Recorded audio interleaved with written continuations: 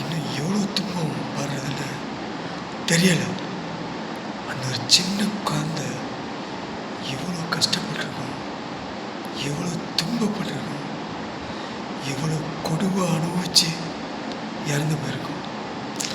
இவங்களை போக்சோ சட்டத்தில் உள்ளே போடுறதும் இல்லை பாலியல் வன்கொடுமை சட்டத்தில் உள்ளே கொண்டு போய் போடுறதும் நியாயம்னு எனக்கு தோணலை. அவன் ஏதாவது தப்பு பண்ணியிருந்தாங்கன்னா, அவங்க தப்பு உறுதியாக நிரூபிக்கப்பட்டுச்சுன்னா அவங்கள கொண்டு போய் சிறையில் போடக்கூடாது. அவங்க உயிர் அப்படியே கொஞ்சம் கொஞ்சமாக அவங்களுக்கு தெரிஞ்சே போகணும்.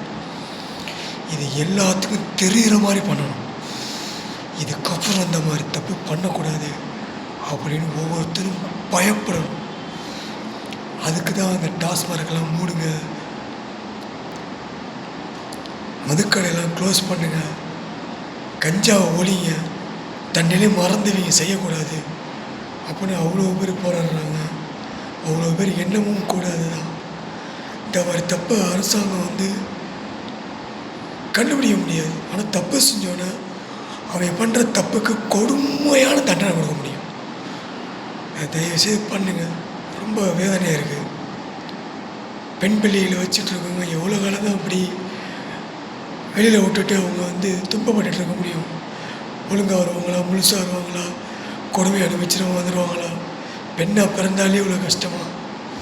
ஒரு ஆண் எனக்கு அதை பற்றி முழுசாக அனுபவிக்க முடியாது, தெரியாது. அதோட கஷ்டத்தை மட்டும் தான் உணர முடியும்.